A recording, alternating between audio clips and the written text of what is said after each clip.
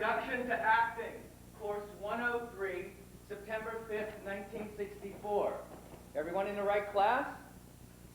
Fine, stand and breathe. I said stand and breathe.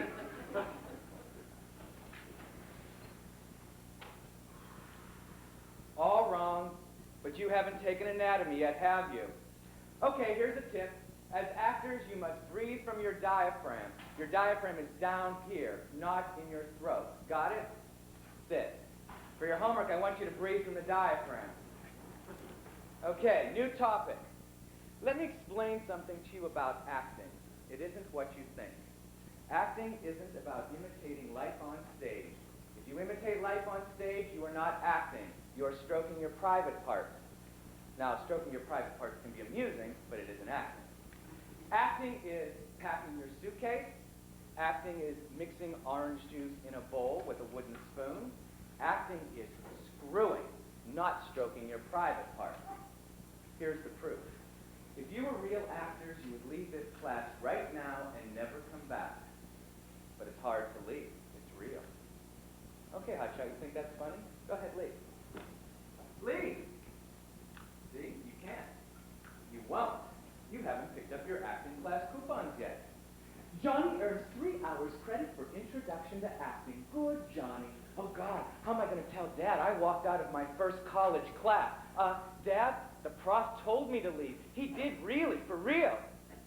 See, you've got a problem. Whether you stay or leave, you got shit. That's acting. You deserve shit as actors because you get everything else so easy. You get your clothes from wardrobe, your friends from casting, your words from the playwright, and everything else you need, you get from props. All you have to do is do it. How do you do it? Simple. You bring your inner self out so it becomes your outer self. What's in is out, what's out is in. Is that bullshit? You don't know because you're not actors. So you may be asking yourself, how do I know when I'm not acting and just living? Good question. In addition to your breathing homework, I want you to do this. I want everyone to do something real during the next week. Whether you think it's acting or not, make it real. Then be prepared to tell us about it. Okay. I know that everyone brought an audition monologue today.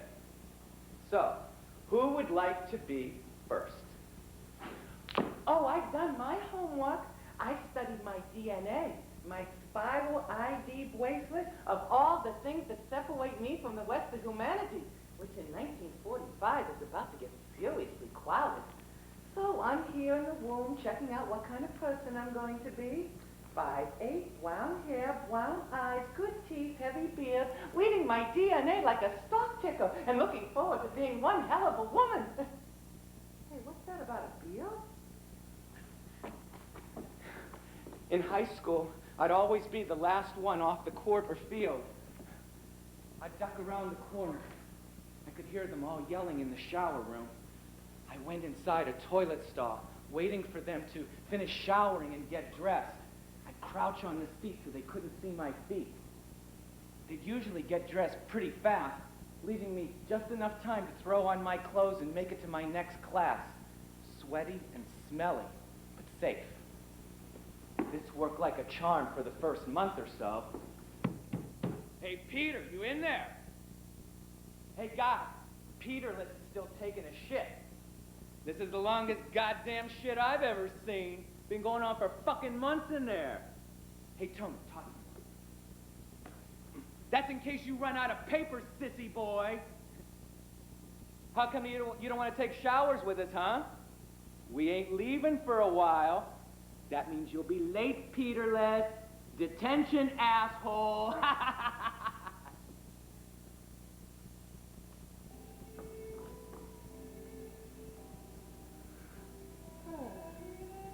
The day after I was born, I slept a lot.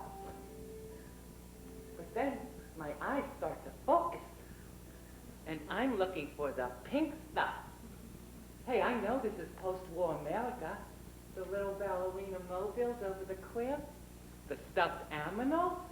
Maybe some flowers. Flowers would be nice. Where are they? China silk, lustrous and white as milk. Dress me in crinoline, from head to toe and limb to limb. A blouse of sleek moire, a skirt of buttery suede. You don't need ESP. Come on and dress me. Mm-hmm. Well, I know, Mildred. That's why I'm so worried about Tom. His schoolwork just isn't up to par. And you can't talk with him about it. You know how teenage boys are. Peter? Oh, he's in the 4th grade, yeah. Oh, he's fine. Well, not completely fine. He's been a little down in the dumps lately. I tell him you've got to accept things the way they are. That's all any of us can do. 'Cause the Cleveland Indians lost again.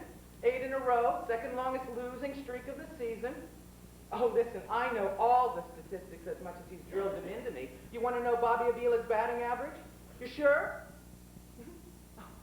Actually, I made him a flag for the club he started with Jimmy Burke, the Devil Dragon. That's the name they came up with. Oh, I cut out some red pieces of felt and made a dragon's head with yellow flames coming out of the mouth. Peter was so cute describing how he wanted it to look real fierce, you know? Dress me in Shetland lace, ooh, and cashmere every place. Ah, layers of grenadine and yards of crepe de chine. Yeah. My parents, Jack and Ella May, what a pair. She's 5'2", he's 6'6". When they stand next to each other, it's like he's wearing on his belt. She's a looker. Hair pulled back in that bun, big smile. She's a housewife. And Dad runs the family furniture store, Alvin Kingsley, downtown. But the best thing is when he comes home in the evening, he lifts me high in the air. I mean, with him, we're talking some serious elevation. Then he swings me down, whips me over, and plants a big smoochy kiss on my bare tummy. Talk about a wash. I think this accounts for my excessive drooling during this period. So one day I'm lying on my back, naked, and before I know it, I'm making wee-wee, and I see this thin stream arcing up into the air, and Mom laughing and yelping and reaching for a diaper to mop it up. Now, where in the hell did that stream come from? Now, I don't have a complete understanding of human anatomy, but I know the only way I make a stream like that, unless Dad is playing a practical joke down there with a squirt gun, is if I have a penis. A penis? What the heck am I going to do with a penis? I'm a baby, for God's sake. I couldn't reach it. I had no idea. I couldn't tell. A penis. A penis. Wow. This changes everything. I wonder if it's too late to hide it. Well, they probably saw it by now. A penis? A penis? Why a penis? Sure, it makes it easier to go when you're camping. That's it. A baby girl with a penis? I don't think so. In a world of Clark Gables and Ingrid Bergmans, here comes baby Kingsley, the girl with the penis. Hey, wait a minute. It just occurred to me, they've been calling me Peter. Is this some kind of a sick joke? I mean, if they wanted to name me after a body part, they could have named me after lots of other ones. Instead, they named me after the snake. Don't get that coughed out. So now I'm lying here stuck with 2 Peters, which is definitely 2 more than I ever figured on dealing with. How am I going to handle these 2 smiley faces? How am I going to break it to them? Mom? Dad? You already have a son. Tom here, a fine strapping 5-year-old, has a penis. He's the real deal. So how about a little diversity? How about a daughter? I'll be your daughter. Just think, it'll be the perfect American nuclear family. Jack and Ella May, Tom and Jay.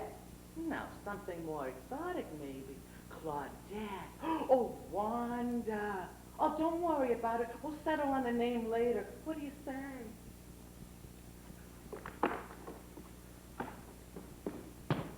My first date with Catherine Fowler in the 10th grade was at Whitey's on the outskirts of town, where the hamburgers were so juicy and greasy and swamped with grilled onions, you didn't have to talk very much, which was perfect.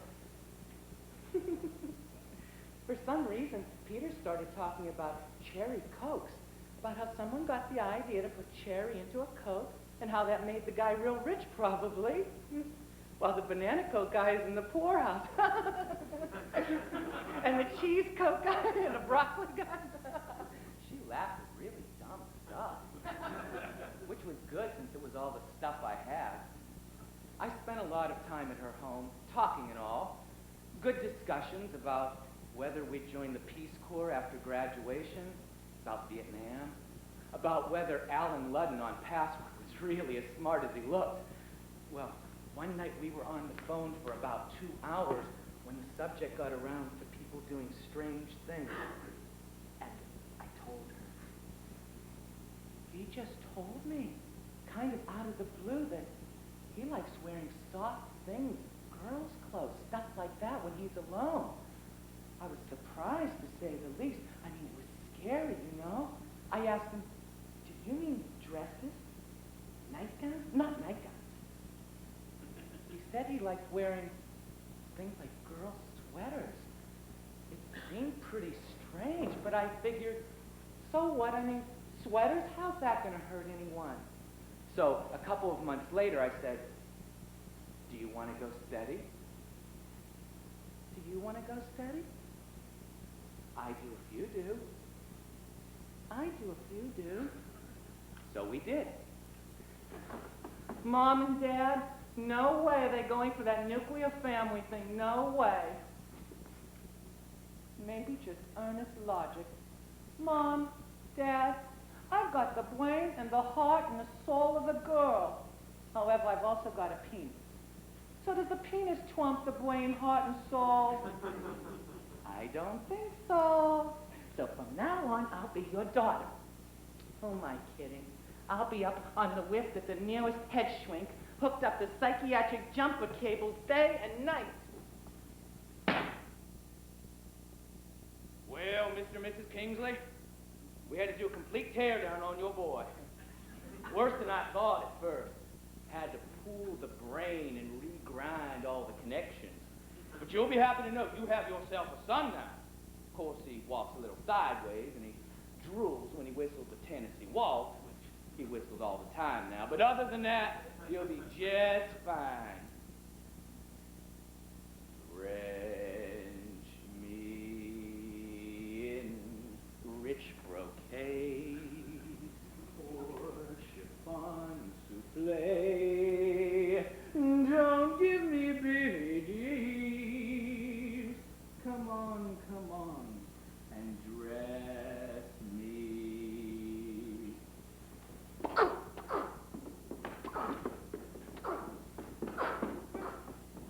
Hey!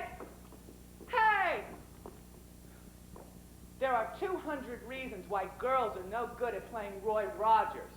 For one thing, they don't know how to make the gun sound. It's like this. Girls usually go pa-pa, poo-poo, like that. And for another thing, they keep running the wrong way when they're being chased. And then they giggle when they get caught by the outlaws. Getting caught is no laughing matter. And for another thing, they keep thinking Nellie Bell is a horse. It isn't. Nellie Bell is a Jeep, not a horse.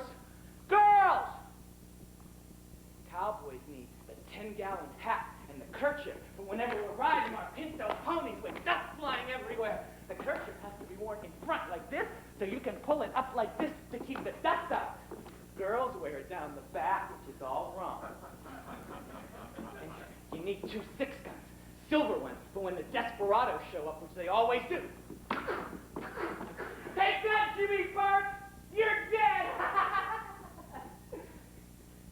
Roy Rogers wears dungarees usually, and Dale Evans wears a white skirt with gold rope things going all around it, and white boots with shiny buckles on them, and sometimes she wears a blouse with lots of fringe coming down and shiny buttons, or other times she wears a dress with lots of little yellow flowers on it.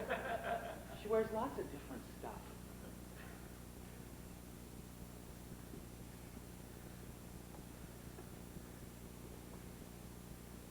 Nobody knows what I'm doing here when I sit by this tree, listening to the girls play up on the porch next to Jimmy Burke's house.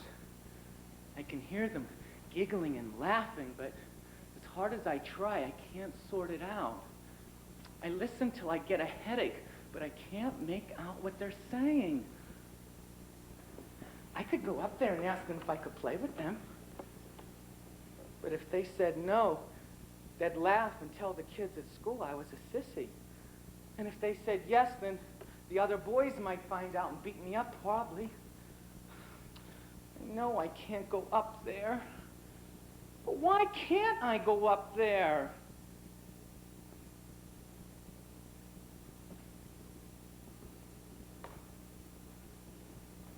Hey, son, how you doing? Yeah, I took off work early today so we could work on your throwing arm. Peter, if you're going to get on that Little League team this summer, you got to be able to throw the ball on a line. I know how to throw like a girl. Keep the arm stiff and push the ball through without snapping it. I want to say to him, can I throw like a girl? Be one of those boys, you know? Okay, son, let me have it. Now, I don't need a glove. I know how to throw like a boy, too. Bring the ball back by the right ear, lead with the elbow, and snap it through. But if I throw like a boy, how am I going to be able to tell him I want to throw like a girl? Come on, son, burn it in there, boy. Just throw the ball. Just throw it. Ow! Man, that stings. Where'd you get an arm like that anyhow? Someone call the Cleveland Indians and tell them George Strickland just lost his job at shortstop. Ready for another heater? Okay, son, I give. Come on, son. Let's go inside and tell your mom you're going to be packing up and leaving for the Indian training camp. Atta boy.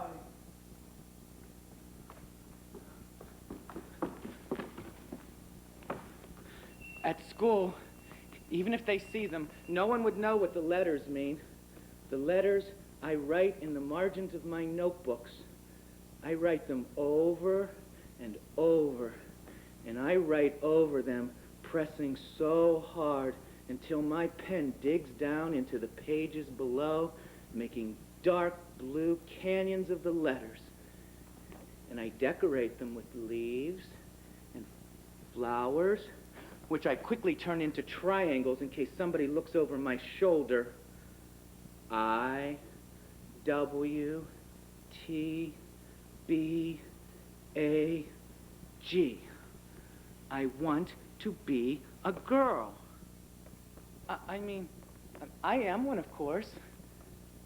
But I want to be one of the girls on the porch, too. A cape in Dresden blue, a nightie peekaboo, a burgundy sarong, earrings like Burmese gongs, easy as ABC. Come on and dress me.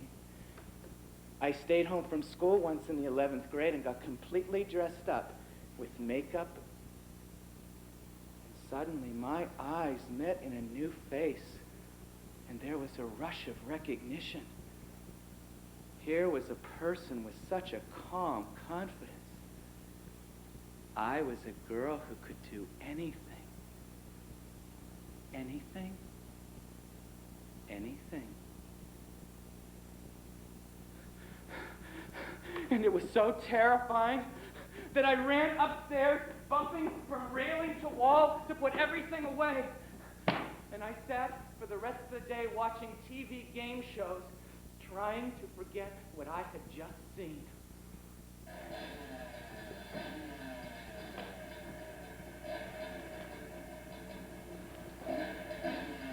Oh, this one is a honey. Hey, kid, take a gander at the 1957 puberty. Hot off the assembly line, and it's all yours. Your name's Peter, right? You're 12, right? Hiya, Peter. God, how I envy you. I remember the first time I tried out mine at your age. Man alive, check it out, Peter. Your puberty cranks more amps than a Hoover Dam at peak capacity. Saw the top of your head off and suck your brains into your shoes. Full hydroglide transmission. Just grab the stick And away you go, baby. And no brakes. You just ride it till you run out of gas. Before you know it, you're fueled up again, ready to peel out. Ooh, you're gonna love it. Whether you're alone or with somebody else, this is the baby that'll take you there. Not only does puberty give you a great ride, it'll put some hair on that Pillsbury Doughboy body of yours. Some hair on your chest to blow in the wind as you tool around. Hell, you'll have to pull the women off you with a power winch. What's that? You need a manual. Some instruction? That's cute. Here, kid. This will tell you everything you need to know. Everything I need to know. I hate it when people say that. Now if I can't figure it out, it's my fault. No surprise, nobody gives any good directions about it. Oh boy. Yeah. Yeah. That smooth skin. Parted red lips. Large eyes. Soft curve of the breast. Yes, he was right. This is all I need to know. I could do this. This could be me. You see, male child Peter Kingsley was brought to me. His mother tells me he is, how you say, down in the lumps about the recent divorce. But he is sitting in my room, week after week, without saying nothing. I am thinking I am a trained psychiatrist, but I cannot treat a child who is not talking. This cannot be done. So, I invite him to play with the toys in the room. Yes, he is 13, but still he can play with the toys. And the toys he selects can tell me much. But no, he does not play. He sits. For 50 minutes each week, we stare at each other. I tell his mother, this boy is too quiet. He needs male comrades, companionship. Perhaps, I suggest, he would do better in an all-boys school or some such, where he could board during the week while you are traveling on your business. Yes, the boys there will bring out his true personality. You can count on it. After my freshman year in college, I'm traveling cross-country carrying a small suitcase with white chino pants, short-sleeve Madras shirt, and a 3-month Greyhound ticket to go anywhere in the U.S. I tell everybody, I'm off to see America. But my only destination was Pinocchio's in San Francisco. I read about the Female Impersonator Club in Swank magazine. Photos of exotic boys in feathers and patent leather, sleek in their smooth girl skin, lips puckered for the camera. So here I am standing right outside Pinocchio's. I wonder what they'd say to me if I actually went inside.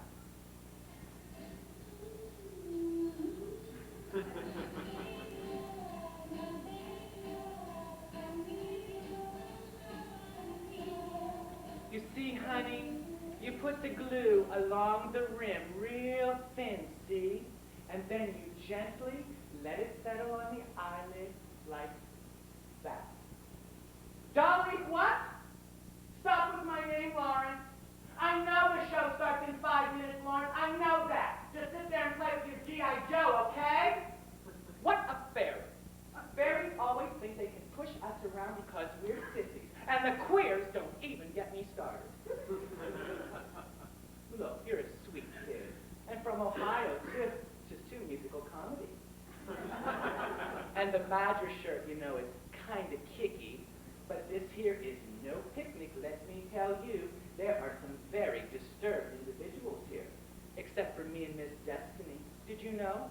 We're going to have a double wedding and live in Sausalito. Both of our husbands, I should say our betrothed, are in the ozone of society. Very high up. Very. And the planning, 14 bridesmaids in plantation frocks and petticoats. It's going to be like the goddamn picnic scene from Gone with the Wind. So, as much as I'd like to say you can stay here and live with me like sisters, you can't. Unless you'd like to marry me. So what if I'm a little older? I can move back to Ohio with you and be a real wife, picking apples off of our apple tree, carpooling in the country squire, driving our adopted to modern dance class. Yes, they must take modern dance. Me in stirrup tights and tasteful 3-inch heels and a camel hair coat. You in a polo sweater and hipster trousers. I'm coming, Lawrence. Jesus, Mary, hold your water for a micro-fucking second, please. Honey, I gotta go. But if you'd like to marry me, come back tomorrow, okay? And we'll make plans. And remember, just let the lashes settle on the eyelids real.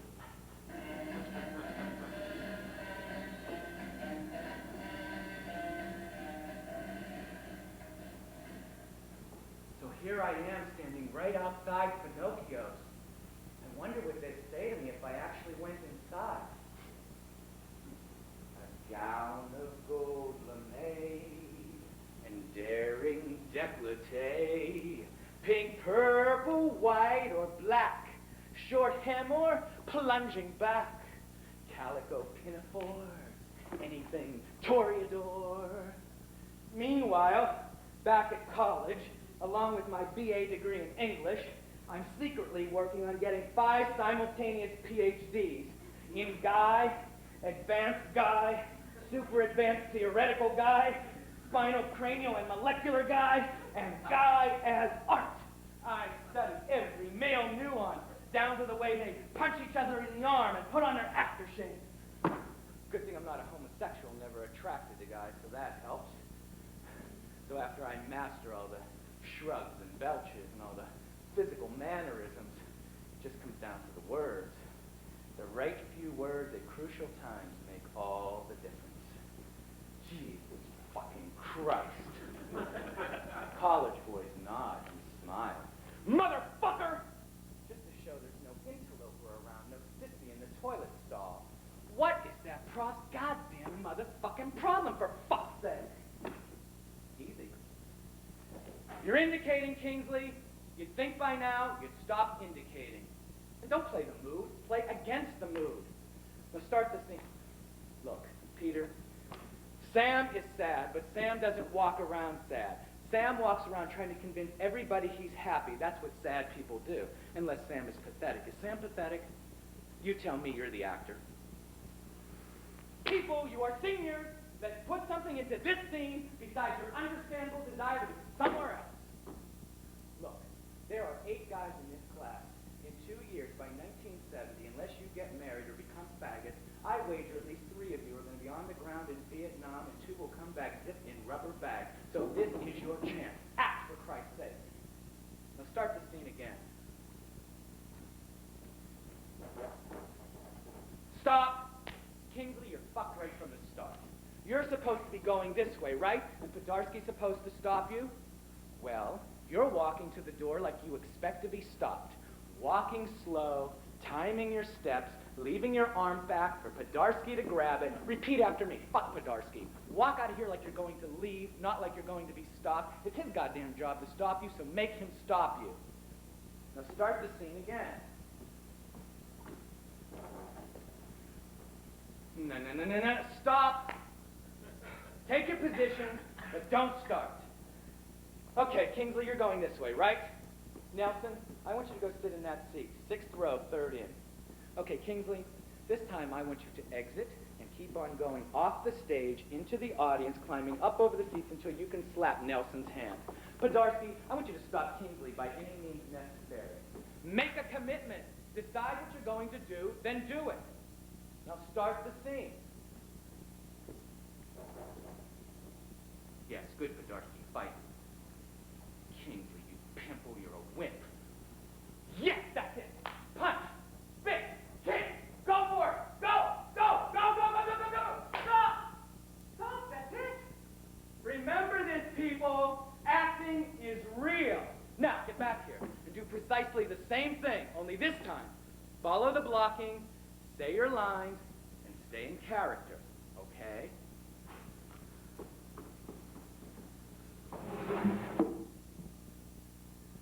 Mom and Dad got a divorce last year when I was 11, so I spend most of my time here in the bedroom, sitting in front of the royal typewriter, typing pages and pages from garden books. moss-lined baskets filled with begonias and coleus, rich greens, brilliant reds,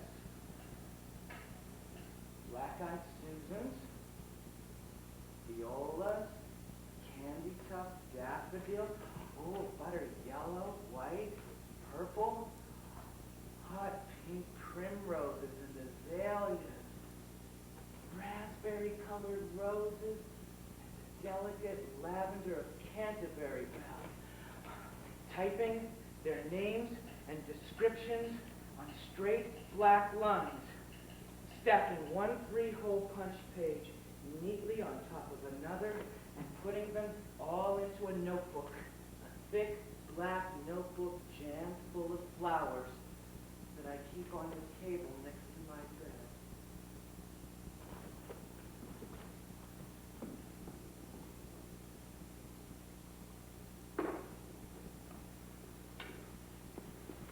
Okay, Mr. Kingsley, this is for the CBS Evening News. The hook is, it's now 1972, and more than 53,000 Americans have died in Indochina thus far. We're doing a segment on the young men still in the States and how their lives compare with the soldiers on the ground in Nam. You're perfect, Mr. Kingsley, since you're prime soldier age. Let's see here. You're the new father of a baby girl, Suzanne. You teach during the day, and you act in plays at night. You have a play opening next week. Yeah, someone says you kill a woman in the play. Yeah, they say you always play the heavies. Robespierre, the devil, Dick Nixon. Juicy stuff.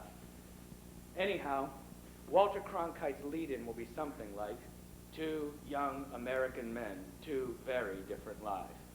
Ready? Let's do it. Mr. Kingsley, where do you teach? Franklin Junior High. How long have you taught there? 4 years. Is it true your teaching job gives you a deferment from the draft? No, but yes, but not really. Are any of your friends serving in Vietnam? No, not really. More than 53,000 Americans have died in Vietnam so far. How many of those were cross-dressers? Excuse me? How many of those do you think were college graduates? Oh, gee, I guess maybe 30%. Would you serve in Vietnam if you could wear a dress? What did you say? Would you serve in Vietnam if you could wear dress blues? I don't think that would matter. How about culottes and open-toed pumps? What? I think we've got it. Velvet, voile, velour, vicuna. I want it all, the whole kahuna. Whether I'm slim or if I fatten, drape me in truckloads of satin. Anyhow, Peter stayed with me while I sewed the flag all up. Then while I was ironing, he just couldn't take his eyes off the ironing board, standing right next to me like he was expecting me to show him, right? And then I said to him, you better watch out now, man. If you want to iron, you're not going to be able to go outside. Well, guess what? He just stood right next to me. So I made him fill out a pro and con list about ironing clothes. You know, like I do? What are the advantages and disadvantages of ironing? And I made sure there were a lot more cons than pros, if you know what I mean. Like, you're going to have to stay in. You won't be able to go out. On and on. Even with the list I tell you, I had to practically push him up the steps and out the door before he stopped pestering me about it. So guess what? About a half an hour later, while I'm ironing, I look out the window and I see him out on the front lawn with the flag flat on the grass pretending to be ironing it. Well, I yelled at him, get that flag off the ground before it gets grass stains on it. Mildred, be glad you have your girls, because I swear it's not easy raising 2 boys.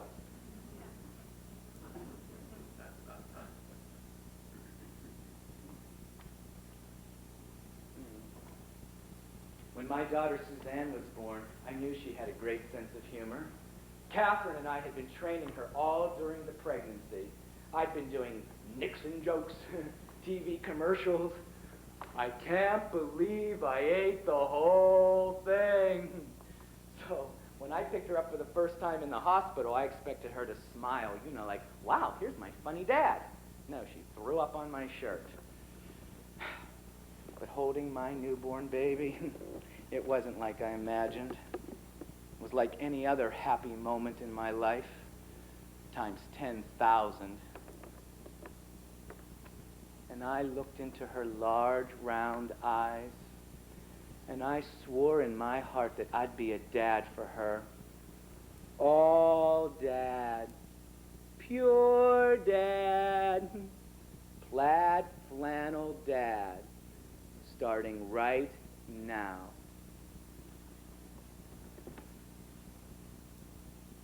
Early on, I learned how guys watch TV. They don't watch, really. They actually insert their brain into the set. All the way in. From in there, you can't hear or see anything. But see, Suzanne, of course, doesn't know that. So here she comes, climbing up on my lap, looking for hugs.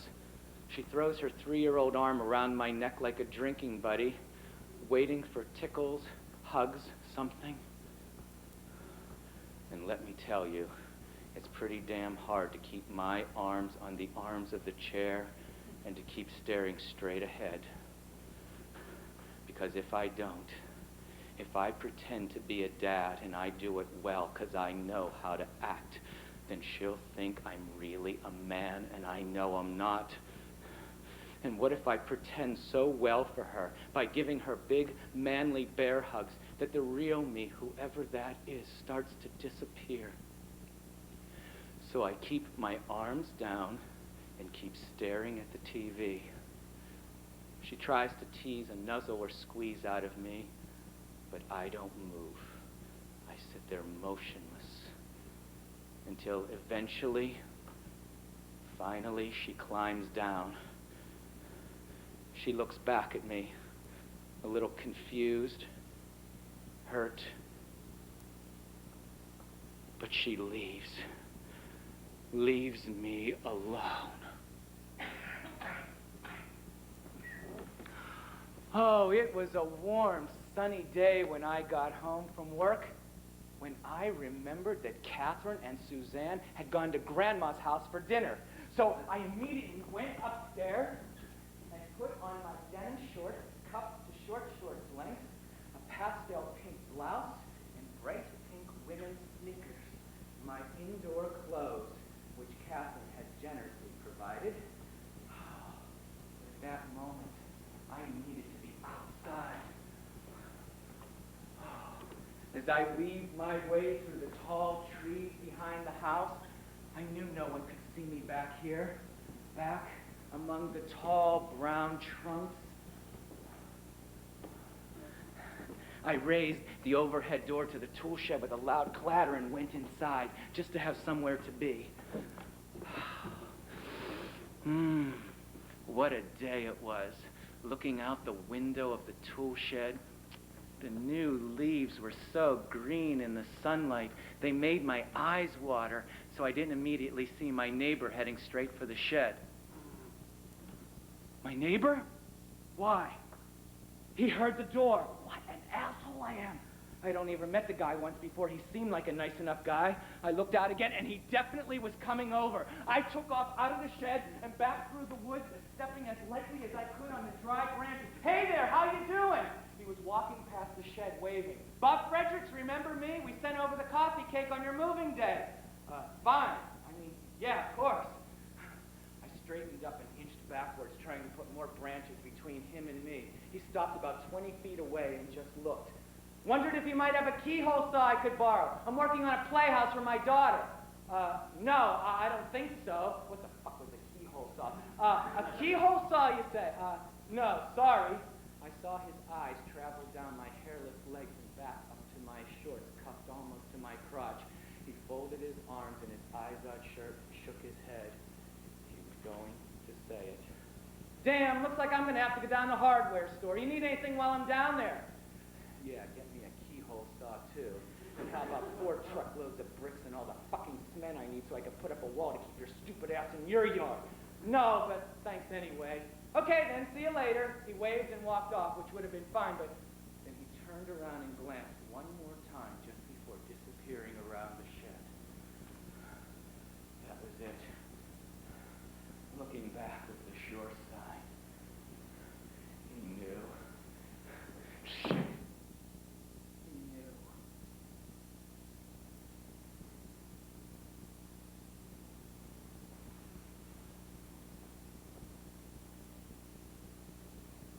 Mr. Kingsley, let me confide in you.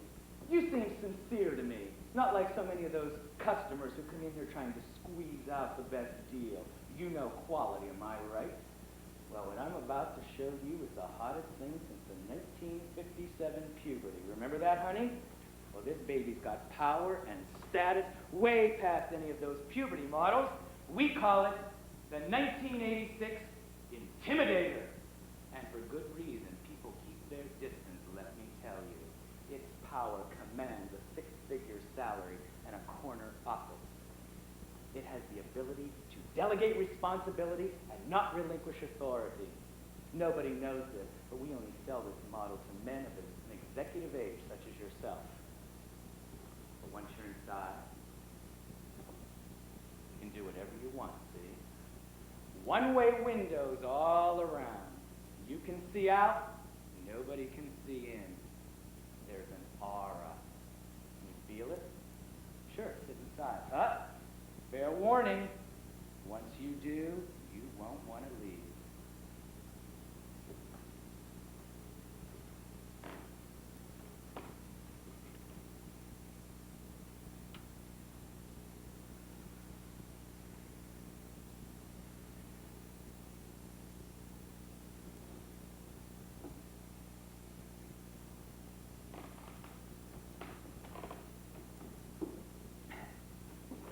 Guys, I want to thank you for throwing me this 40th birthday bash here at the Pepper Pot.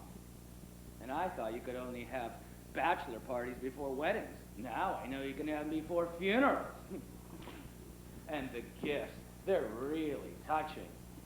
Rob, I want to thank you again for that walking cane you gave me. If I could just figure out a way to stuff it down my pants, I think I'll be popular with the girls again. Oh, Mitch, what can I say about that orthopedic jockstrap you gave me? I put it on an hour ago and I feel the power. Catherine better prop extra pillows against the headboard tonight.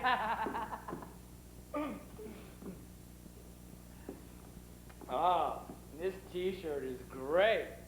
40 isn't old if you're a tree. That's really funny, Jimmy Burke. Especially coming from a man who's already ordering his rum and cokes with Metamucil chasers. Hey, you know what they say.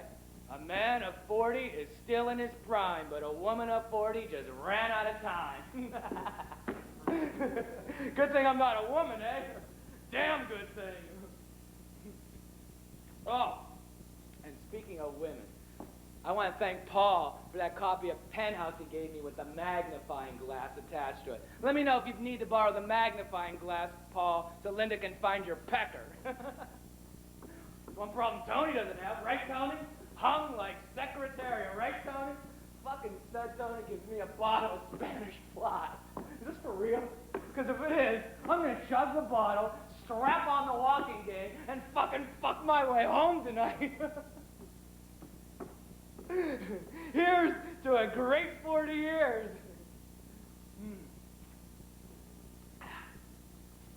And to 40 more.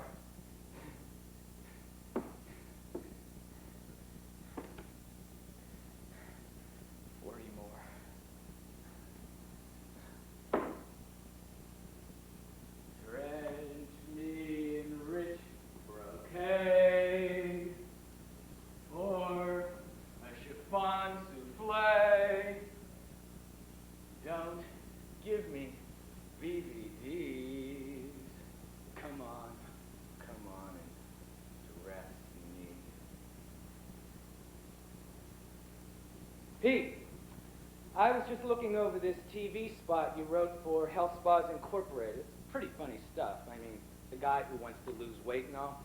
But I'm a little confused by this line where he says he wants to go down a couple of sizes. I don't think guys talk like that, do they? Getting into smaller sizes? Where is that, Bob? Oh, yeah. Well, you see, that's a joke. Well, maybe not a ha-ha joke. Why is it funny? I mean, women talk like that, right? Getting into smaller sizes? What's the joke? Is this guy, like, queer or something? Because if he is, it's not a joke exactly. It's a reference to losing weight, that's all. It's no big deal. I can just cut it out. Pete, tell me you've ever thought about going down a couple of sizes. Doesn't happen. Anyhow, Hell Spas wants to keep a macho angle on fitness for men. I don't think they're going to buy this. All right, Bob, I'm doing the best I can here. If you don't like it, why don't you write the goddamn spot? Maybe you'd like to dress him in pink leotards and have him do some ballet moves. Maybe we could work in a pirouette or two. Give me the fucking script. You want macho? Fine. I'll make him so macho, he'll choke on a wad of his own testosterone. Happy now? Hey, Peter. I was just kidding. You all right? You've been looking a little wasted lately.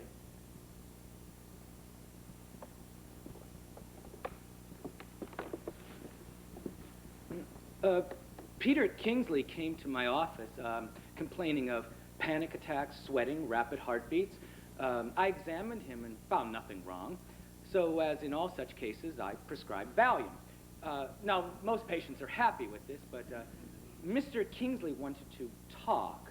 He seemed quite confused about who knows what. He tried to say, but he couldn't explain it.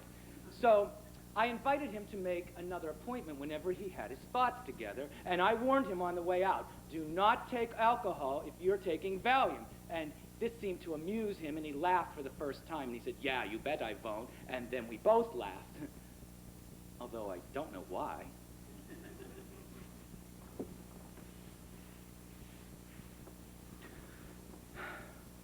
I wanted to tell the doctor that I love my wife, but I can't show her. Because if I do, she'll get all interested in hugging and kissing, which is fine, but then that leads to sex. And I can't do that anymore. It doesn't work. So I have to stop the whole process early on. Take last night. I was worried because she came home late from work. I was pacing, afraid she'd been in an accident. And then she comes home, and I'm so relieved. I go to her, and I hug her, and I tell her how worried I was. And then I turn around, and he just disappeared.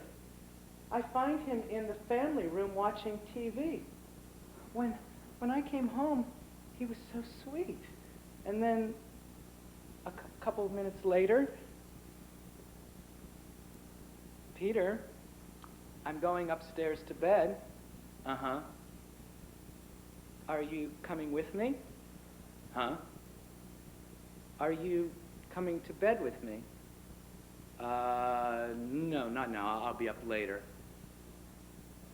Oh, come on, Peter. I'll make you feel good. Not now. Peter, why not? By the way, did you start that new diet yet? What? That new diet you talked about. That was the diet you talked about, Peter. Oh, yeah.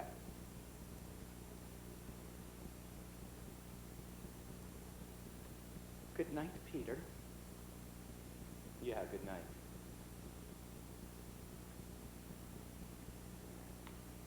As the Christmas of '85 approached, I was cast in a play called Good by C.P. Taylor. The role was right up my alley.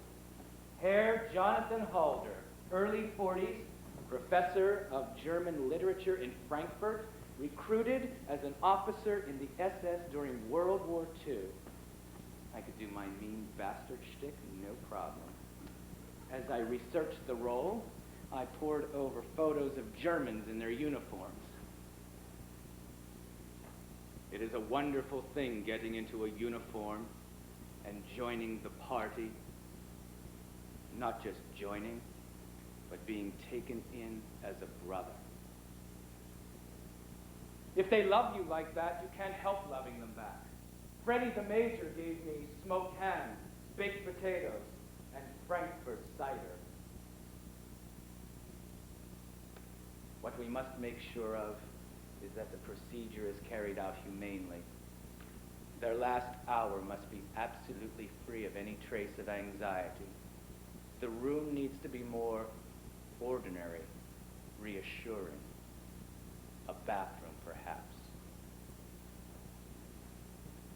About a half an hour before the end of the play, I have a 7-minute monologue on stage by myself. A rambling affair, touching upon Halder's various neuroses, literature, and Nazis, and on opening night.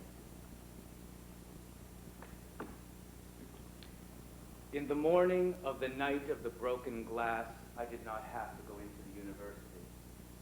I went into the garden to dig the last of the potatoes.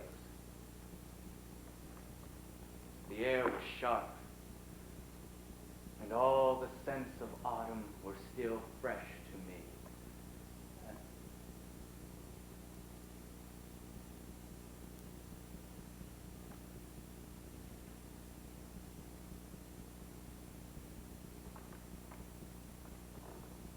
All the scents of autumn were still fresh to me.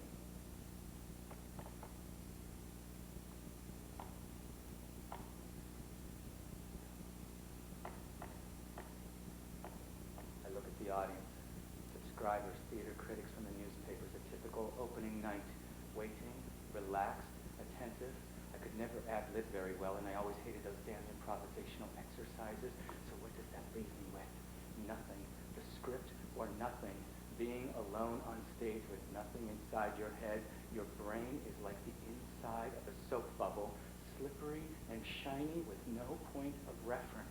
I curl up inside the bubble, sure I'll wake up at my home in bed, sweat-soaked and relieved with one hell of a nightmare story to tell. It was so real, I'll say. Wake up now. Now they're looking through me, wishing they were somewhere else, wishing it were a movie so they could be sure it would turn out okay, trying to wish the words out of me, trying to help me. Again, nothing. How long have I been down here? There should never be silence on stage, not this much silence. Some in the audience look at each other. Should we go? No, of course not. Say something. What? And then I think I can just tell them. You want me to say something? I don't belong here anymore. I feel like I'm wearing borrowed clothes and locked inside of a rented room.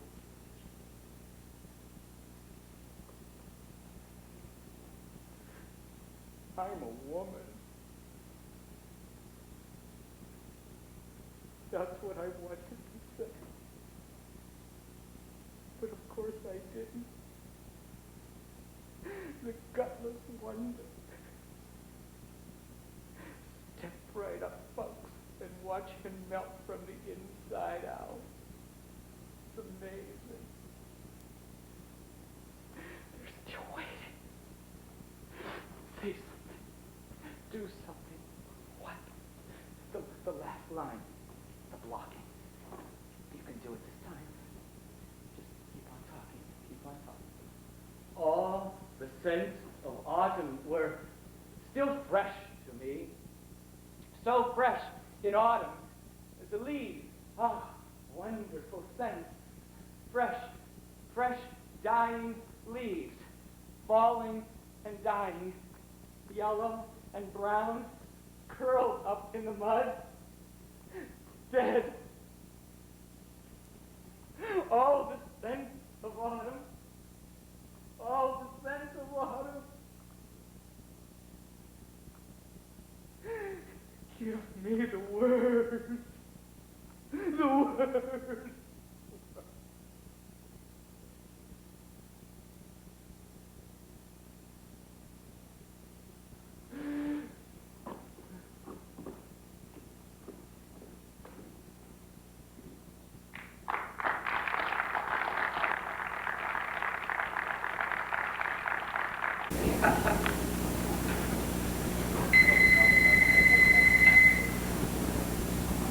Hello, Gay and Lesbian Hotline. This is Sean. How may I help you? Hi. I wonder if you could, I have a question.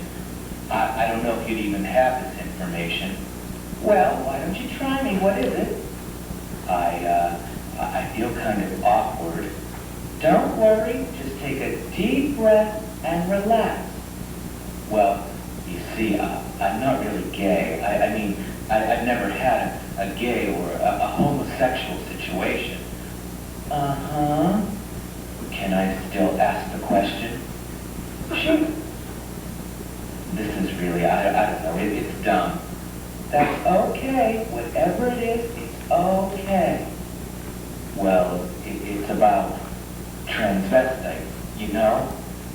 Yes, I know. Where are they? How can I get in touch with? Are there any groups, that sort of thing? Sure, we have the mailing addresses for 2 cross-dresser clubs in the area. Oh, wow, really? 2 clubs? That would be terrific. These are all okay, right? They're safe. Oh, are they like gay clubs? Because, you see, I'm not gay. Well, we try not to hold that against people. Just a joke. Actually, one club is for straight cross-dressers, while the other one is for straight and gay. Would you like the addresses? Hello? But they'll want to know my name, won't they? How can I? Oh, that's no problem. Just make up a pen name, like Wendy or Dorothy or Rebecca. Sure, Rebecca would work. You got a pencil? Okay, girls. Could I have you all come into the living room, please? Just take a seat anywhere. No, Brenda, that's my seat. Anywhere else, okay? Okay? Okay? Okay. As you know, I'm Steve, or Stephanie, and I'm the president of our cross-dresser club. I say that because we do have 2 new members here with us this evening. Nancy, who's from where? Coshocton, and Rebecca, who's from the east side, right? Welcome, welcome. You both look gorgeous, as does everybody. Now, before we go on with the club business, I need to bring up an important issue, which is who's bringing the meat. Now, you guys, gals, are terrific about bringing chips and dip, but we're always short on meat for our potluck entree, as it were. So I thought, instead of leaving it up to chance, we should designate someone to bring the meat each month. So, who would like to volunteer to prepare or bring a meat dish to next month's meeting? This doesn't have to be anything fancy. I mean, you don't have to make a pot roast or anything. So, who'd like to volunteer? Let me explain what I mean by a meat dish. It could be as simple as hot dogs to grill outside during the summer, or when it's cold like now, it could be meatballs mixed with noodles or something or other. So, anyone. It could be just meatballs by themselves, or hamburgers. It could even be hamburgers. Oh, I see a hand. Oh, thanks, Marlene, but I think the wives should sit this one out. I mean, you gals are always bringing the food, right? And since we're dressed like women, I think we should act like women and not be afraid of bringing the meat. Bring a couple of buckets of Kentucky Fried Chicken. I don't care. No, will somebody please? Thank you, Joanna. Put Joanna down for February. Now, another small item. Very small. Linda and I really love having you guys, gals, in our home. We like having the meetings here. But we would like to ask you to use the boxes of tissues that we put out in the bedroom whenever you change back into your guy clothes. You see, if you're like me, you pretty much have to put your foundation on as thick as drywall to cover the beard. So when you just wipe off all that makeup on our towels, it's real hard to get out. Hey, we're all learning. Right, Brenda? Now, tonight, we have a great friend with us, Penny, from Tresses and Dresses, who's going to give us some tips on wig management. So maybe you can even pass while going shopping at the mall. Love that shopping, eh? We'll do that right after I'm through blabbing. Here are the ladylike tips for January. Walk with your thumbs pointing forward. This brings your elbows in so you don't walk like a linebacker. Now, The rule for dressing is the 3 H's. Hem, hose, heels. 2 of the 3 should match in color. And don't wear a solid color dress, Brenda. Different colors, top and bottom, make you look shorter. Darling, if you never take my advice about anything, take this. Do not, as in not, get involved with those scary little cross-dresser clubs. I went to one once when I was just a little itty-bitty sissy, and for the life of me, I don't understand who those people are. I mean, if you're a boy girl, well then just be one. Don't go discussing all of it. Oh my, I feel like I have these secret yearnings that I must delve into my oh-so-tormented psyche to determine whether I'm going to wear the midnight blue sequin sheet. Honey, if you got the feel, shut your hole and deal. Slide into the dress, find a dark and sparkly boy bar, order a double tequila sachet, and strike up with some lovely queens and take absolutely zero shit from anyone. It's either that or spending an evening talking deer hunting with a hardware salesman in a paisley jumper with wadded up sweat socks in his bra. Ugh. One way to tell your marriage is breaking up after 19 years is when the husband and wife are arguing and the wife says, I can't go on like this, I'm not a lesbian. And the husband says, I don't know whether I'm a lesbian or not. That is, if I'm a woman.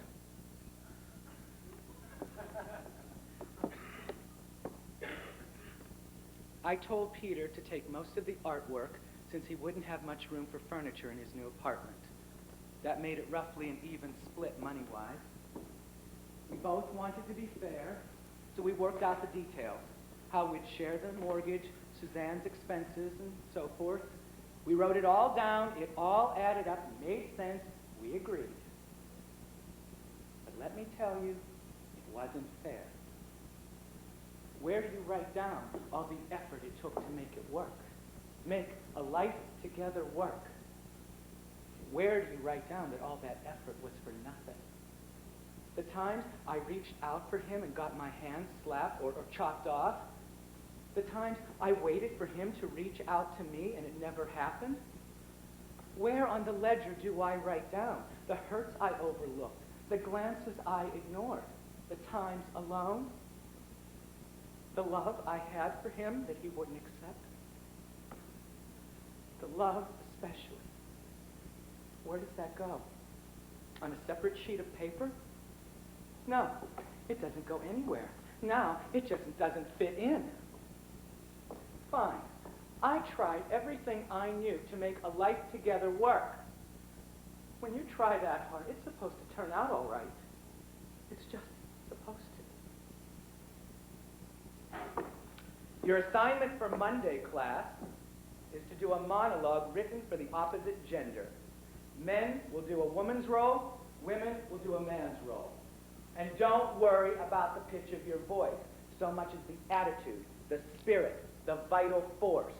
I don't want any burlesque interpretation, any lisping and swishing or lumbering around and farting. I want a real person. Think about this as you work on your monologue. Imagine if you were an experienced actor and you really wanted to change genders in the real world, would you be able to tell the difference between when you were acting and when you were being real? Where does theatrical technique stop and the actual person begin? Or are they the same? When you move into your own place after 19 years, you've got to start somewhere. And I need pot holders for when I get some pots, for when I cook. If I do, if that's what the person who I am would do. So I go shopping at Kmart and Peter, and there's a big rack of pot holders of every kind. Early American ones with eagles on them, homey ones with ladles and spoons hanging on a kitchen wall, pink quilted ones with lace edges, ones with big-headed little cartoon babies playing tetherball. Which one do I want? Which one? The feminine one? The pink one? Nah, too feminine. What if somebody sees it if anyone comes over? Which, I don't know why they would, since I wouldn't be sure who would show up if they did come. And if they did and I didn't, they'd go away mad. But if I left the door open, or if somebody opened the door and they walked in and saw a feminine potholder, they'd think, what's up here?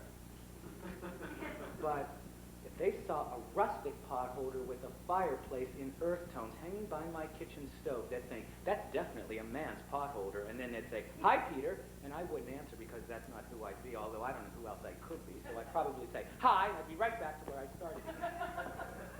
So I say to myself, which of these potholders would truly make me happy? If, for instance, the only thing I could buy for the rest of my life is a potholder. Then I see a flowered potholder.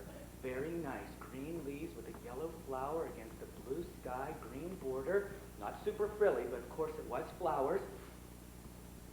So I didn't make a move towards it, but I saw myself making a move towards it in my head whenever I knew no one was looking, and I knew what was going to happen even though I didn't do anything. I didn't do anything. I didn't do anything. Of course I didn't.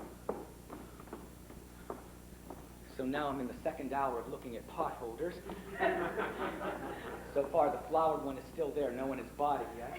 And suddenly I think, what if somebody comes up and buys this potholder after all the time I've invested in it? Good. Then I can go home because none of these other potholders really make me happy. But nobody does, although a small girl comes by and takes one of the baby potholders, and then her mother brings it back, giving me a shrug like, you know, kids. And I shrug back, and in the same moment she turns away. Bam! I reach out and I've got the flowered potholder in my cart. Holy shit, I've got it. I've got the flowered potholder. My heart is beating and my shirt feels damp.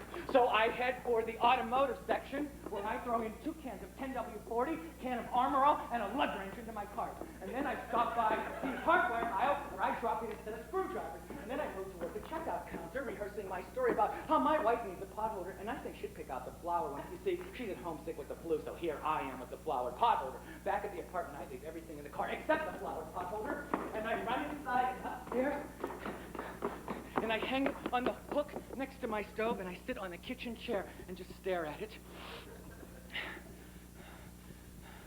The blue sky, the green border, the leaves. It's just a potholder. A stupid $1.50 potholder. But these were the first flowers I ever had.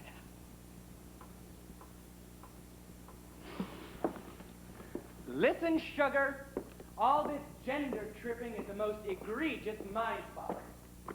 Egregious, darlings, meaning it just don't matter. What matters is what you do. You can figure out who you are later.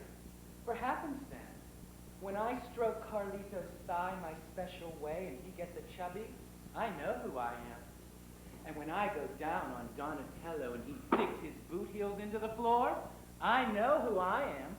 And when Carlito comes back and turns me over and loads me like a Pez dispenser, I for definitely sure know who I am. You see a common denominator here, darling? You need yourself a boyfriend like my Carl and my Dom.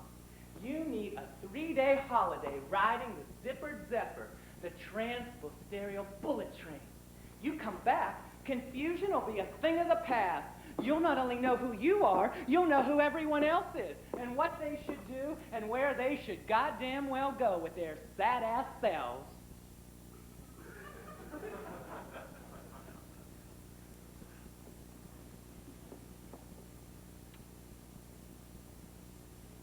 Are you seeing someone?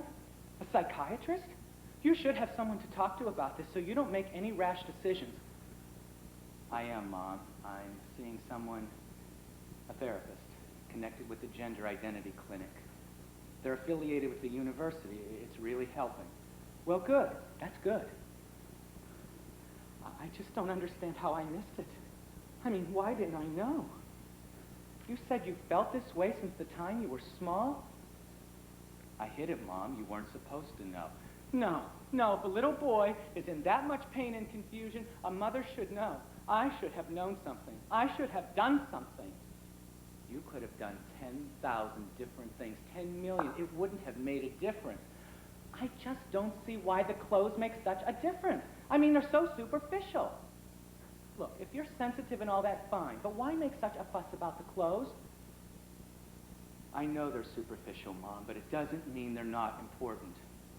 Everybody has their favorite colors, styles. People don't feel right unless they're dressed a certain way. I know that, but let's say that you had to go into work tomorrow wearing a bright orange square dance dress with lots of ruffly pinafores and matching orange high heels and a bouffant hairdo with a big satin ribbon attached to it. What would you do? Oh, God, I'd stay in the house all day. All week if I had to, but that's not the same thing. You're right, it's not. At least those clothes are in the right gender for you. So, you get all dressed up and go out on weekends? Yeah. Me and a couple of friends, we go to a gay bar where we're accepted, and to the club meetings. Well, that's nice, with friends and all. So, are we still going out to dinner on Saturday night? Yeah, sure. Is it all right, you know, if I dress? I prefer you don't. Not yet. I'd like to have dinner with Peter, the Peter I know. Is that all right? So strange. I feel like I'm losing you in slow motion. Like my Peter is dying, and I can't do anything to stop it. Helpless is not a feeling I much like, I can tell you that. A month after buying the pot holder, I'm getting ready to go shopping as Rebecca. In and out of a bathtub, shaving my head, legs as smooth as the top of a new tub of butter. Short denim skirt, orange blouse, and 2-inch heels, which took me countless hours to buy a Kmart. You see, my wife is home, sick, and she needs a pair of shoes. I put on the mail-order wig, still sprayed the way Penny had done it weeks earlier. Looked a little limp, so I waxed it good with another half can of Aquanet. I'm gorgeous. A gorgeous train wreck. Slim legs, with knees knotted like tree roots. Trim waist, with chimpanzee arms hanging along the side. Topped off by a sagging wig with tiny pieces of lint stuck between the layers of hairspray. I keep staring at myself, hoping the elements will fix themselves. What the fuck am I doing? What the fuck?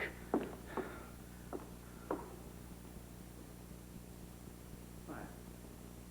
I don't look so bad from this angle.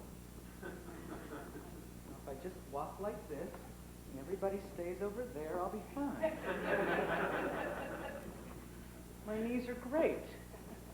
Lots of women have thicker, hairier arms. Look out, world, here I come.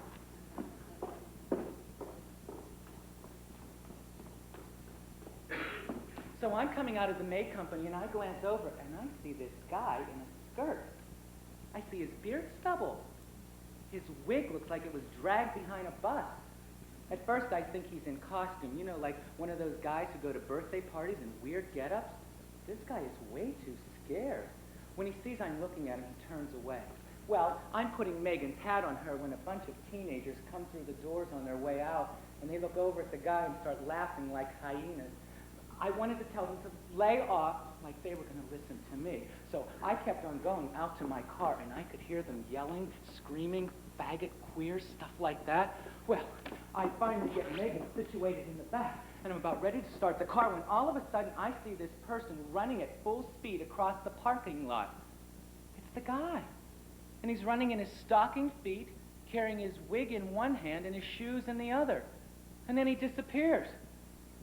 Well, I'm just about ready to pull out when all of a sudden this little gray car speeds out of the parking lot lickety-split. I'll tell you, the things you see at the malls these days, no wonder mail order's getting so popular. Oh, Megan, honey, are you okay? Just remember, Luscious, your mortal enemy is daylight. When I was going out, nobody ever saw my pert little buns till 11 p.m. the earliest. A ray of sunlight on a queen in full dew is like a bucket of water on Margaret Hamilton. Total witch meltdown. In natural light, every enlarged pore, every beard stump shrieks like the violins in Psycho. Now, stage lights are completely different. They love us in our Felicia de Stucco foundation makeup. In fact, I only allow Klieg lights in my apartment, all tangerine gels, and angled to hit my left profile.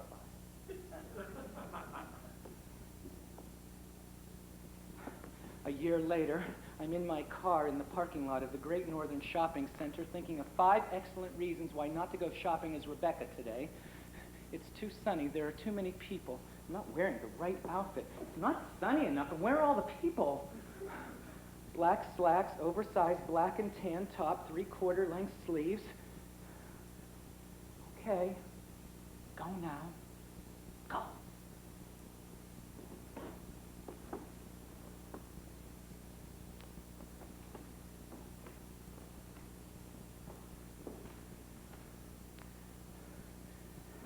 Yes, I'm inside the new Kaufman's.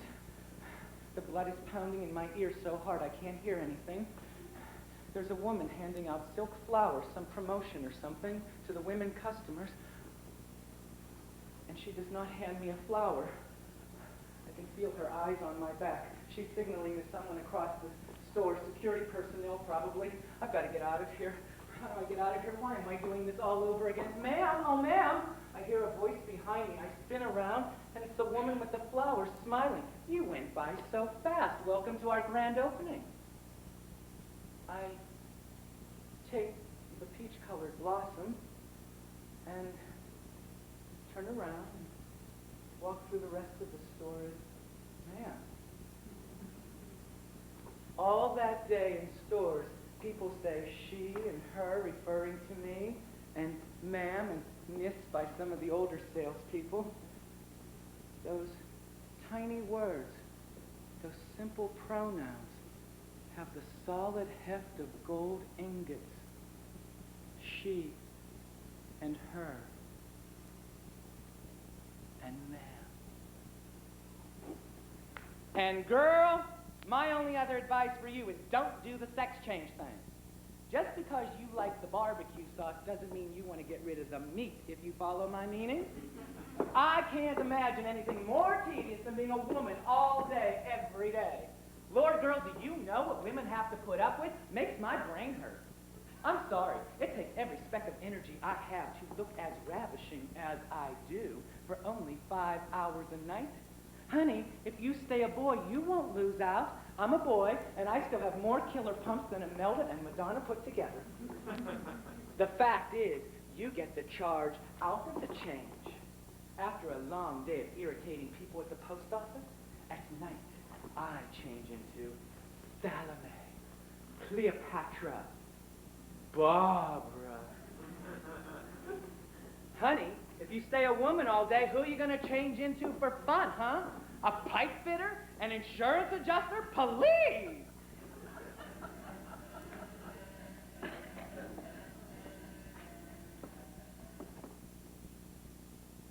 I know you thought about this, Peter, and I respect that, but I'd still like you to do the list, just so it's all on paper. It's my prerogative as a mother. Check the rule book. Okay. The pros are, if you start living as a woman here in Cleveland full-time, you'll be happier, right? Anything else? Okay, now the cons. Since everyone will know of your transition, you might not get hired by anyone. How will you support yourself? Suzanne will be a senior next year. There'll be more expenses. I know you know that. You may lose some of your friends, and maybe more. Your neighbors may be leery of you if they find out. And won't it be harder to get health insurance? I mean, with AIDS and all? I know you say you're only attracted to heterosexual men, but that just means you might be alone for a very long time. Now, if you do get hired, will you be invited out to lunch by the men or the women? Or neither? And what about dinner party invitations? Could be awkward.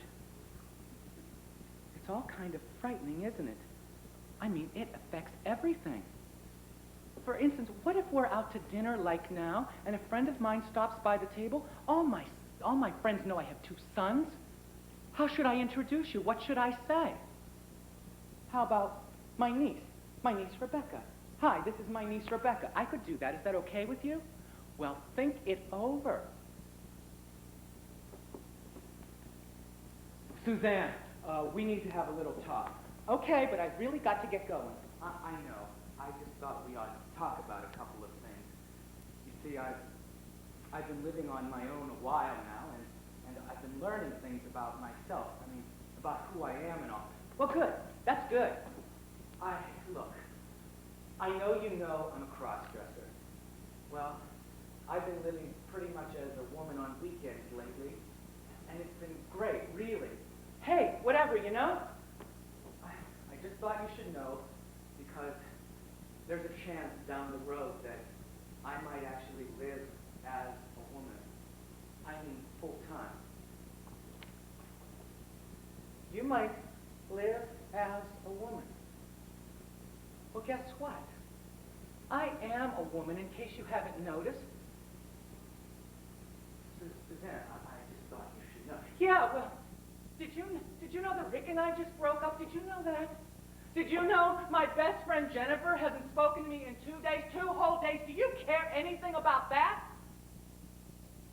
Suzanne, I want you to remember that you are my #1 priority. No, I'm not, and I never was. It's always been about you, always about you. And if you can't see that, then just go away and leave me alone. You're pretty good at that. Listen, young lady, you get...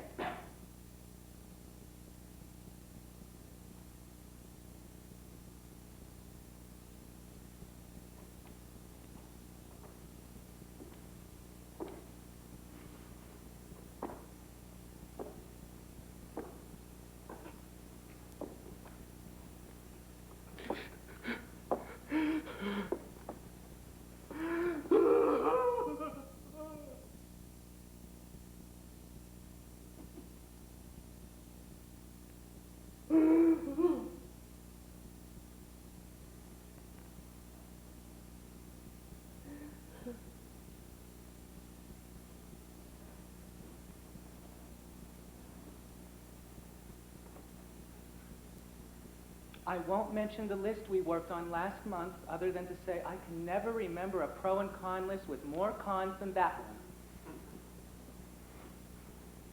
Your brother Tom called and said you told him. He's pretty shook up, but I think he'll be all right. Anyhow, you look very nice. Is that a new outfit? I like that color on you, the way it goes with your eyes. Oh, look, it's Mildred. Oh, you remember, don't you? Mildred, hello. How are you? Oh, you look wonderful too. Mildred, this is Rebecca. You know, my daughter, Rebecca. Oh, really? You didn't know?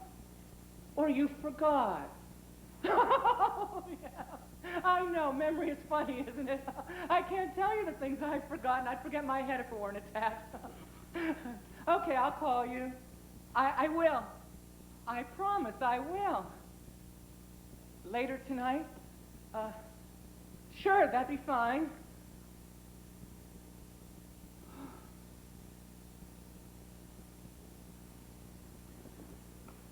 Getting ready for my transition, I moved into a new apartment complex, 4 to a unit, with a private 1-car garage, plus a private entrance to my apartment. No more parking lots for me.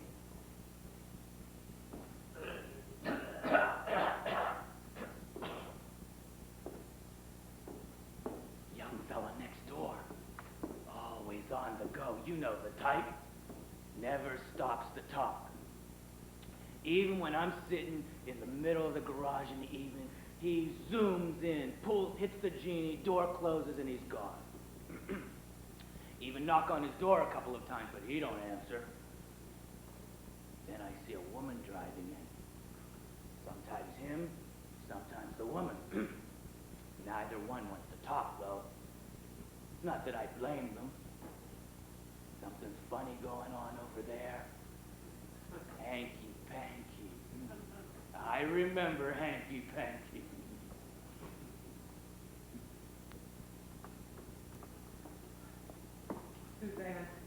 over to my new apartment for the first time yesterday, and we talked.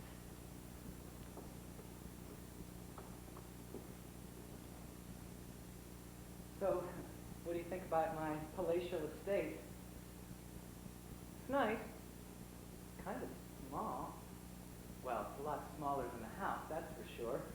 How's the pizza? Good. You remembered I like green peppers and mushrooms. Yeah, I remembered. After the pizza got here, I spent 5 minutes picking off the sausage and pepperoni. Well, it's good. Yeah, it's good. So, like, what am I going to call you, you know, like, after this happens? What do you mean, kiddo? Well, like, I can't call you Mom. I've already got a mom. I'm not going to call you Mom. All right, that's fine. Call me Dad. That's what I am. I'll always be your dad. Okay. But if we go out to a movie or to dinner or something, maybe you could call me Rebecca? Rebecca? Dad, I can't call my father Rebecca. Oh my God, what about my college entrance form? Father's name, Rebecca? I don't know, kiddo. Well, do you have a middle name? Yes, Margaret. Dad, couldn't you have named yourself something like Terry or Sandy? I mean, something that worked both ways? I wasn't thinking. There was so much confusion. You're confused. I've got a father named Rebecca Margaret now that my father Peter Raymond has disappeared. Talk about confusion. I know. Kiddo, listen, precious. I'll do anything. What can I do? I just want a dad, like before. A man dad. And it's the one thing I know I can't have. So if you can figure that out, and what I'm going to write on my college entrance forms, I'd really appreciate it.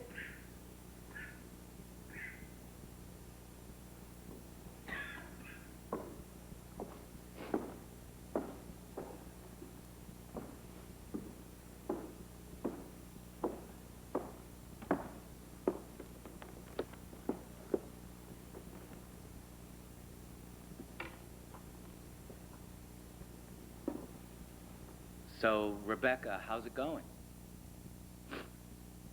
You know, your meeting comes up with the Gender Identity Board in a couple of weeks to get approval for your surgery. Yeah, I know. But I only have one question. What the hell am I doing? The farther I go with this, the more confused I get. Look, I know I'm not a woman. I was a little boy back in the 50s, sitting knees curled to chin in a movie theater watching Comanche or the Tin Star. I get goosebumps whenever the music starts up. Men on horseback pounding across the dry plains, dust flying everywhere. I want to be on those horses riding, not one of the women with knitting on my lap. If Indians needed killing, I wanted to do it. I can feel the rifle stock against my cheek as I fire. Horses flipping over and warriors crumpling in shrieks of pain. I head back to the saloon with my buddies and down a few, bleeding into the arm from the hatchet attack. Nothing, just a scratch. But the Red Devil paid with a hole the size of a soup pot in his gut. Whenever there was a gunfight in town, the women and girls always ran down the wooden walkways, ducking their heads and hiding in doorways. Who wants to be a woman? So you feel you have some doubts? No. Well, sometimes I feel like a woman, totally, completely. And other times I'm a 45-year-old man in a dress. Look, I prayed to God a couple of weeks ago. If I've got to be different, please make me a gay man. That way I could probably keep my job, have plenty of companionship, and still be a dad for Suzanne. So, just to make it a little easier on God, I went to a gay bar last Saturday where us cross-dressers had gone for years, only this time I went as Peter, pretending to be gay. I talked with a couple of guys. No one recognized me. Guys drifted off, so I finished my last couple of drinks alone. Then I told Marty, the bartender, who I was, and he screamed. He had no idea. He called over the regulars to reintroduce me. No offense, he says, but you look a lot better as a woman. That's how you look, Rebecca. How do you feel? I feel better. Finished. No more borrowed clothes. No more rented rooms. Sounds healthy to me. But I'm not ready. I'm not finished. A woman evolves from all the days and minutes of being a girl, from the biology of having a vagina and a woman's body. I'll never know what it's like to menstruate or have a pelvis capable of bearing a child. My womanhood will be a silly charade. If I were a female, I would be insulted by my claiming of being a woman. You gotta pay your dues, mister. It ain't that easy, bub. If I come out as Rebecca, I'll be a freak. Everywhere I go, I'll be the human punchline, the joke that tells itself. I'm a traitor to the men and an interloper among the women. I'll be a walking sideshow. Come see the animatronic woman. Very lifelike, don't you think? Yes, but scary. Well, you know, you don't have to make the transition if you don't want to. But I need to be a woman.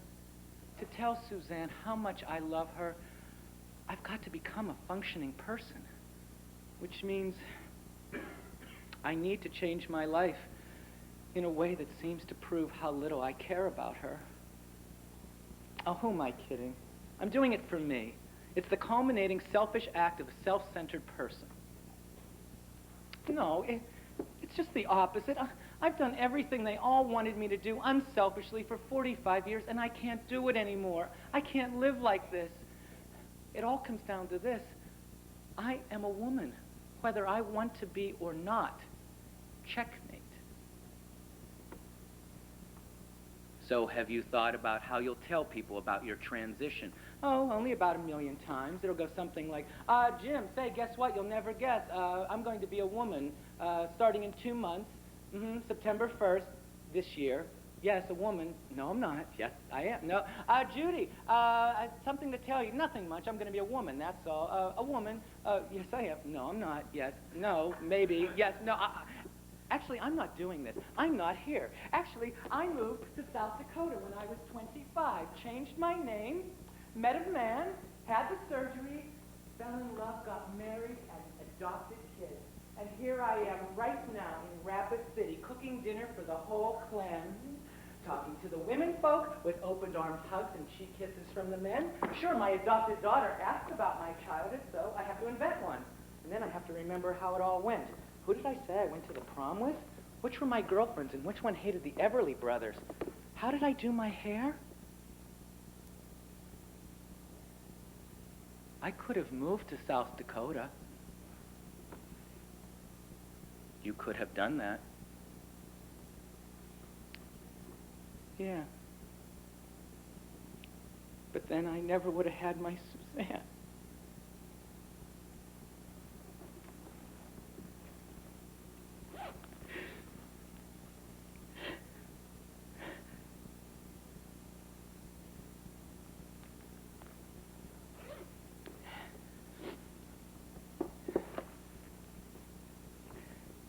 Thank you, Doctor.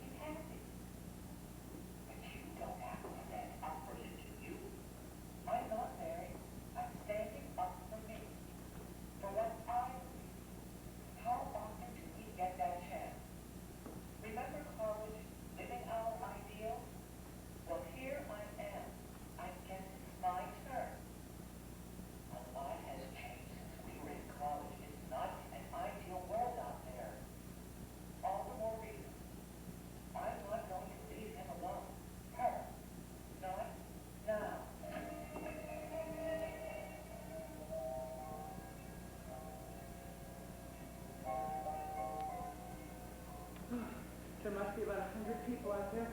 Okay, where do I start? Hi, I'm Rebecca. Hello, thanks for coming. Hi, I'm Rebecca.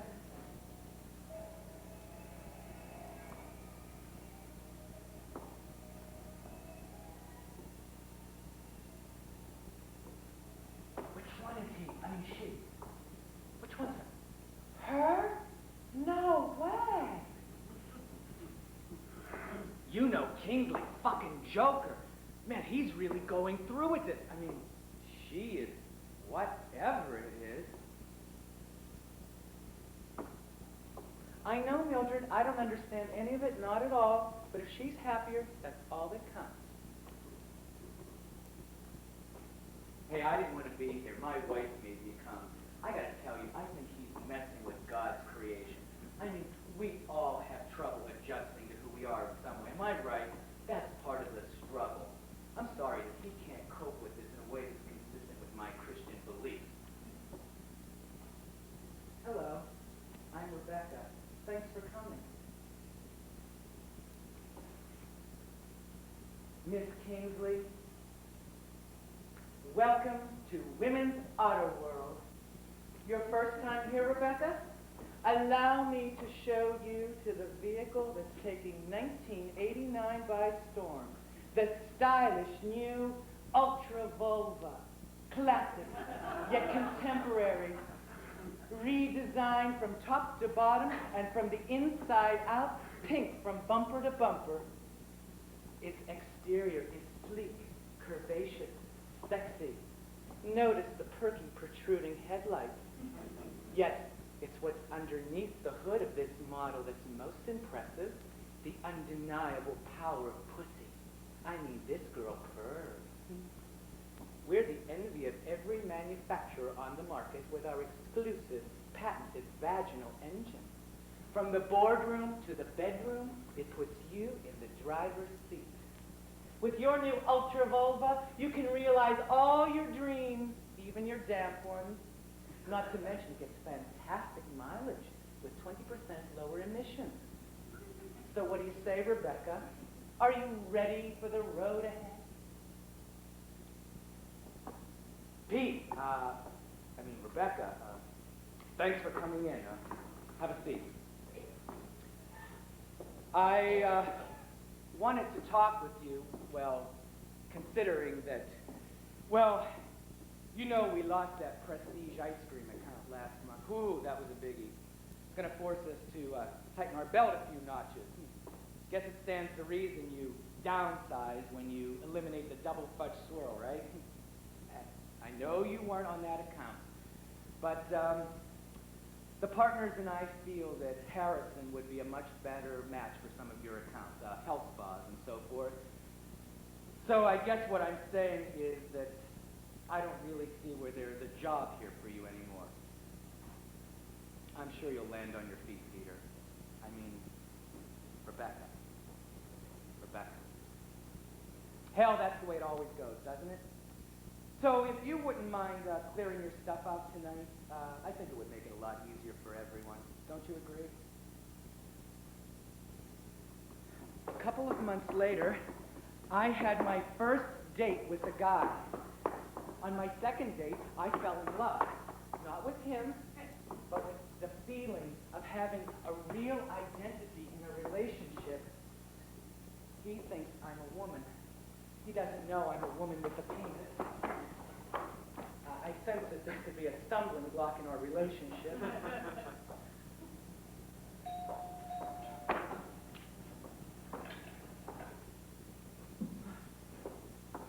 Oh, hi, Greg. You're early. Come on in. I guess I couldn't wait. Here, this is for you. Oh, my, Greg, it's beautiful. I figured it's our 4th anniversary, so is a rose okay? It's gorgeous. But does a 4th date really qualify as a 4th anniversary? In my book, it does. I've never really gotten along with anyone this well before. I mean, I really like you. And you know so much about baseball. Well, that comes with the territory of having an older brother. Greg, I like you too, a lot. That's why I need to tell you something. Uh-oh, I don't like the sound of that. No, it's nothing wrong. It could be, but it might not be. All right, I'm confused. Why don't you just tell me? Well, I thought you may have been wondering why we haven't gone much farther. Hey, say no more. You want to take it slow. I respect that. Well, no, it's a little more than that. It's kind of hard to say. Take your time. I don't have to be anywhere until 8 o'clock Monday morning. Guess the best way is to just say it. Always is. Greg, I'm transsexual. You are? Really? Jeez. Hey, well look, I'm open-minded about things like this. I mean, if you go both ways, well, then, No, Greg, that's bisexual. I'm transsexual. you mean like a sex change? Yes. You want to be a man? No, Greg, I was born a man. I'm actually in the process of becoming a woman. Oh, shit. You mean you're... Oh, shit. Well, you see, Greg, I never really was a man, so actually I'm just correcting. Stop. Please stop. Do you have a cock? Greg, if you'll just let me explain. Stop. It's a simple question. Do you have a cock? Yes. Oh, shit.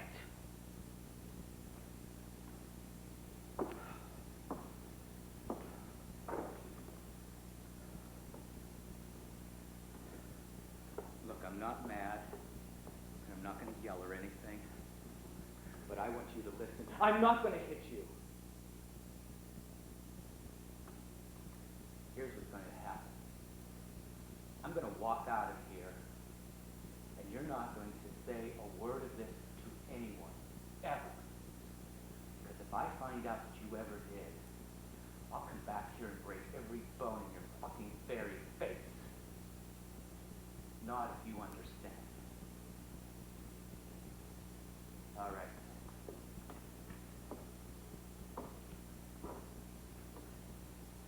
And let me give you another piece of advice. From now on, stay with your faggot friends and keep away from normal bars. Don't you look at me! You look at me and I'll break your fucking neck, I swear to God!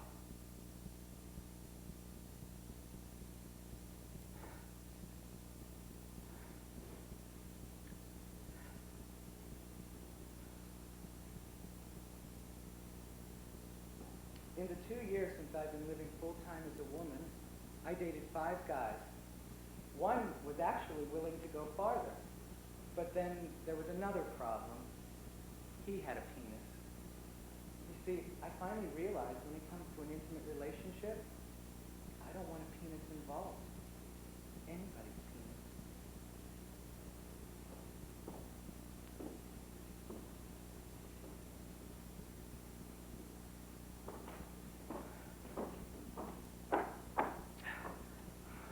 In 2 hours, they must have removed Dad's testicles by now. Then they'll invert the penis to form the neo-vagina. Oh, the doctor explained it all yesterday, how they use erectile tissue to form the clitoris. Sorry. Brussels is really beautiful. I'd enjoy it more, but I've been throwing up every day. Well, it's my own fault. I asked Dad if I could come with her. She needs me now. But I'm so exhausted. I haven't been sleeping at all. I've been having nightmares. Last night, I dreamed about penises and vaginas disembodied and floating all... Sorry. 4 more hours and it'll be all over. He'll be gone for good. Except for the image I carry of him in my mind. The one of the cold bastard whose mouth was fire.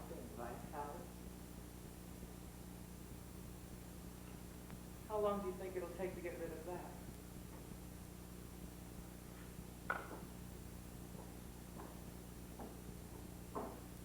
On July 12th, 1994, I'm on the table in Brussels. I'd argued with myself for years about having the sex change surgery. I know my identity is between my ears, not my legs. Surgery won't make me a woman. Trouble is, my genitals are between my legs and not my ears. I can't bear to take off my clothes anymore and have somebody else's genitals show up. So I asked my doctor a lot of silly questions, like, will it hurt? He said, there will be significant discomfort for you. For you see, you will be experiencing a major pelvic event. A major pelvic event. I like that.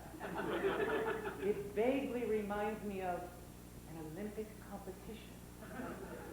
And next up from the United States is Rebecca Kingsley. She scored well in the preliminaries, the Pretend You're a Man marathon, the Run for Your Life parking lot sprint, and the Living Full Time as a Woman obstacle course. But this is the final test, the major pelvic event.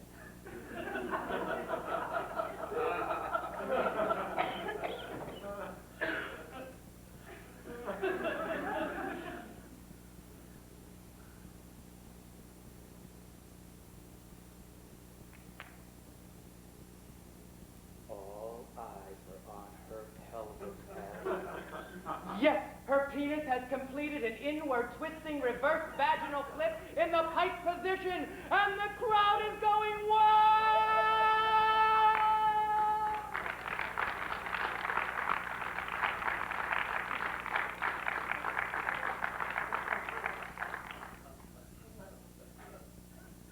Good evening. This is Introduction to Acting, Course 103, February 16, 2001. I'm your instructor, Rebecca Kingsley. Everyone in the right class? Fine. Please stand and breathe.